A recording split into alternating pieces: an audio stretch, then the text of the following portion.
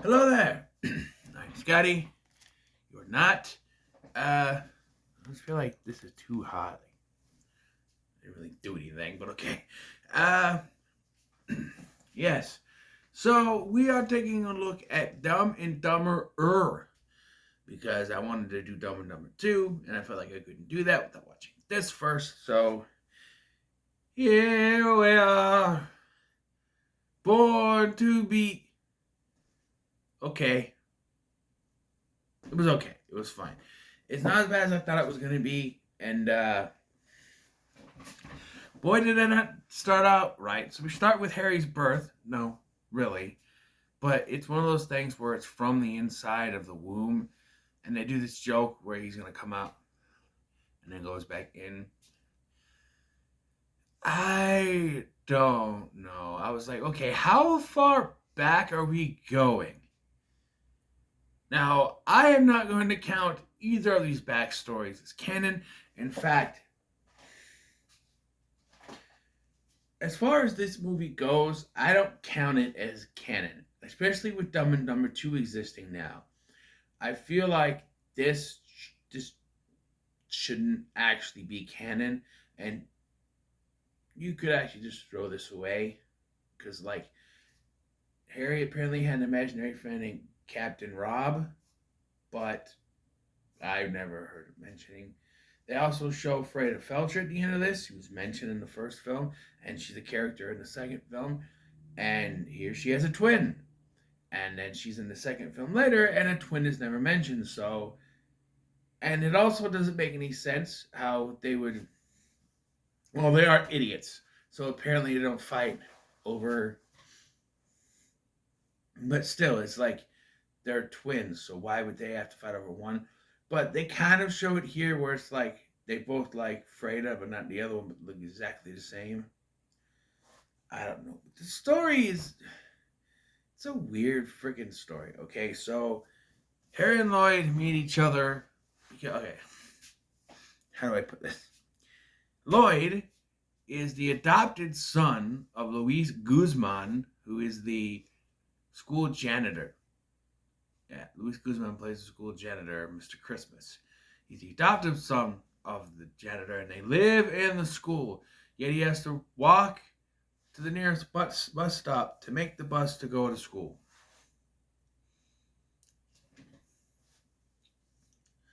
Harry, on the other hand, is so stupid. He's been homeschooled for most of his life, but now finally going to high school. I think they're supposed to be freshmen. They meet up, and Harry has to be fooled by using a treasure map to get to school, to get him to go. Like, there's a treasure there, and he meets Lloyd. She finds a best friend. So there's that. The actors. Okay, Eric Christian Olsen plays Lloyd, and I remember at first knowing that and being like, wait, Eric Christian Olsen is blonde. Why didn't he play Harry? Now, his hair wasn't that long, or maybe it was. What year did? Yeah, 2003. Cellular came out. He has a cameo in Cellular, and his hair's a little shaggy. He could be Harry. He's playing Lloyd. Now, the guy who plays Harry, well, I couldn't tell you what his name is offhand, so hold on a minute.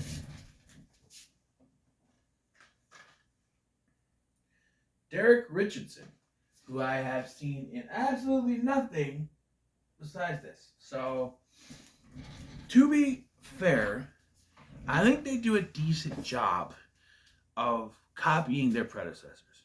They're not great, but they're fine. You could sort of believe them to be younger versions of Harry and Lloyd, albeit the chipped tooth on Lloyd here looks fake, whereas it was actually Jim Carrey's chipped tooth. He wears a cap on it, so that was real. But here it's fake. The humor in this film, if you can call it that, it's fine for what it is.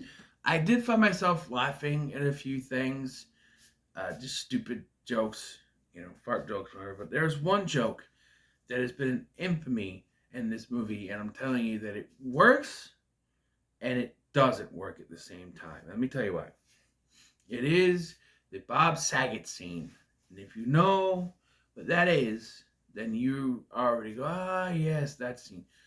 But if you don't know what it is, let me tell you. So, at one point, so this plot, if you want to call it that, is about there is the principal, this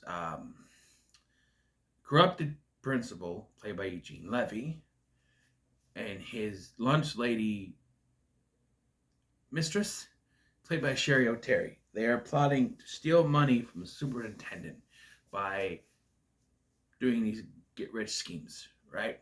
And so they trick Harry and Lloyd into setting up a special needs class. They don't know what that is, so they just go with people who they think are special. A bully played by Eldon Henson is one of them. Shia LaBeouf, whose running gag is that he's constantly dressing up like mascots and food mascot characters, and so they see him and they think he's a centaur, and then he's another character, and he's like a Captain Pirate later, and Lloyd thinks he's Captain Rob. But this girl at their school, Jessica, is investigating this. She believes something is going on. She's played by Rachel Nichols. I thought it was Autumn Reeser at first, but it's Rachel Nichols. And so Jessica invites Harry over to her house, and we get their attempt at copying the bathroom scene from the first film, where Harry sits on these heat registers, one of those open ones, those open coil ones, or whatever they are. I don't understand why they would ever make something like that. It is very much a fire hazard. Why you don't see me anymore. The one I have are fire hazards, and I'm nervous all the time that something's going to happen. But I think it's a little different, but still, I don't know. I can just have central heating. But they gotta be old school, I guess. In 2023, you gotta have heat registers. But he sits on it and burns his ass, so he has to run to the bathroom to put water on it and stuff. But he finds out that there's actually a melted chocolate bar, which doesn't make much sense because wouldn't the chocolate bar melt? Would it still hurt his ass? I guess it melted down enough, but it melts. And of course, you know what chocolate looks like when it's melted. It looks like shit. So he starts smearing it all over the walls. And the joke here is that later, after the dinner scene, after Harry basically leaves, he meets Lloyd outside. And Bob Saget is the dad, who Harry, for some reason, keeps calling Charlie, even though his name is, I don't remember what it is, but Charlie. But anyway, so he goes in the bathroom and he smells it and keeps yelling that it's shit. If you smelled it, you would know it's not shit. In fact, you would go in and be like, why does it smell like chocolate in here? Because it doesn't make any sense. It makes no sense. It's supposed to be a funny joke, but it makes no sense at all. And then they do it again later. Towards the end of the film, when the Felcher sisters show up, which they shouldn't be sisters, but you know what I mean. The guys reject them because they're freaking idiots and they want the same woman, even though they're both twins. They look exactly the same. So they use their tires to spray mud all over Harry because Lloyd stands behind him. And so Harry goes to walk across the street and gets hit by a car, which happens to be Bob Saget's car, and it smears mud all over it, and he once again thinks it's shit. Wasn't funny the first time, not funny the second time. And you know why it's not funny? Because you tried to go for the gross out factor, even though we know it's chocolate. Tried to go for that. Even if it was actually shit, it still wouldn't be funny. You know what made the bathroom scene in the first one funny? We didn't see anything. It was the sounds that were made, the faces that Jeff Daniels made that made the scene good. You just got a guy smearing brown stuff all over the walls. And we know it's not shit. And if it was shit, it would just be gross. So it doesn't work. You were trying to one up that scene. The only way you could actually one up the scene is by making it actual shit. But like I said, that would make it worse than it actually was. With chocolate, it's just messy, but it's ruined. If it was just him smearing it all over the bathroom and there was no, like, other scene with Bob Saget, if Bob Saget never went in there and said it was shit, I think it would be a little bit better. It wouldn't be funny, but it would be, I mean, a little bit funnier. A little funny. But here it's just, no, why would you think it's shit? It just doesn't make any sense to me. Anyway, and then the movie just gets real dumb, where, like, because Harry's invited over to her house, so he thinks he's gonna score with her. But then when Lloyd reveals that he's the that he has keys to every room in the school, she uses that to get into the principal's office to get information on him. So they meet there, and he thinks he's going on a date with her because they're supposed to be stupid, you see. So there's that, and yeah, I don't know. And then they have a breakup because first movie, they have a breakup where they're not friends anymore, and then they get back together, just like in the first movie. The girl they have a thing for as a boyfriend, right? Oh, also, um, Lloyd has dinner at Harry's place, and he puts the meatloaf in the soup, and he says, "I like it a lot." First movie. They're just trying to.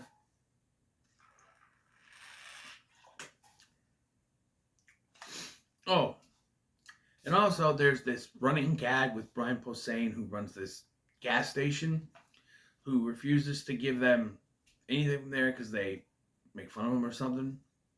So they pay this kid to uh, get them slushies. And Brian Posehn says, "Yeah, I peed in there. I hope you enjoyed them." Peeing in a drink. First movie, because that. But then I don't think there's any reaction to it here. It's just there's repeating jokes from the first film, and then trying to one up jokes from the first film. I said, hey, we could repeat little gags. When it comes to the bathroom scene, we can't repeat that. We gotta try to one up it. So smearing chocolate over the walls is the way to one up it. Sure it is.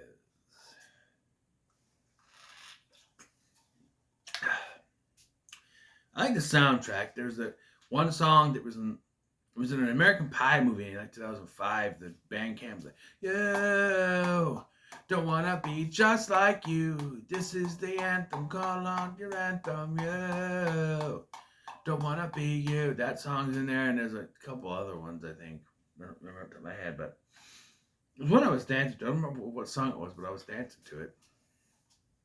I don't remember what song it was, but I was dancing to it. But yeah, this was fine.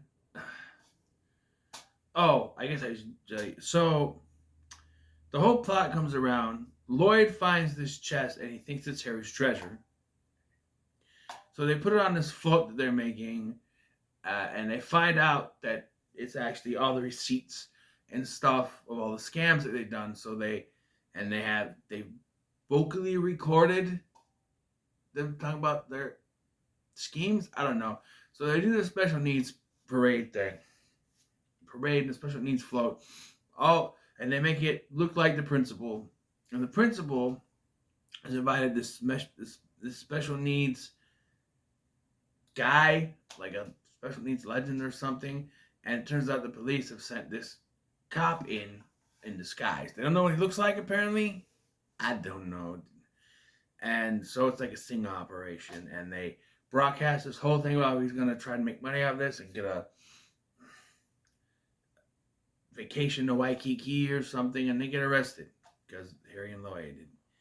It's basically it. And there's the Felcher stuff and the unfunny Bob Saget gag part 2. So Yeah, it's fine. I'm gonna give it a middle of the road. There were some points that I laughed. I thought the actors did a decent job, but they're not as good as Jim Carrey and Jeff Daniels because they had better chemistry than these shot than these two. But it's fine for what it is. I don't regret watching it like I thought I was going to when I started. It's just, you can repeat jokes from the first one and try to one up the best joke from the first one. I don't know. It doesn't work. But yes. So now, well, I give it middle of the road. Okay. So on to the next one, Dumb and Dumber 2, which is already over there. So I'm not going to get it from the thing. It's already over there. Yes, it's already over there. Just making sure. I have a checklist now that I'm going to scratch off when I do it. So I know when I'm getting down to the nitty gritty. But yeah, so what are your thoughts on Dumb and Dumber? It's a stupid title. When Harry Met Lloyd. Because Harry Met Sally was a thing. Yes. Let me know in the comments below. Make sure to like, share, and subscribe. Thank you for watching. My eye itches. And I'll see you in the next one.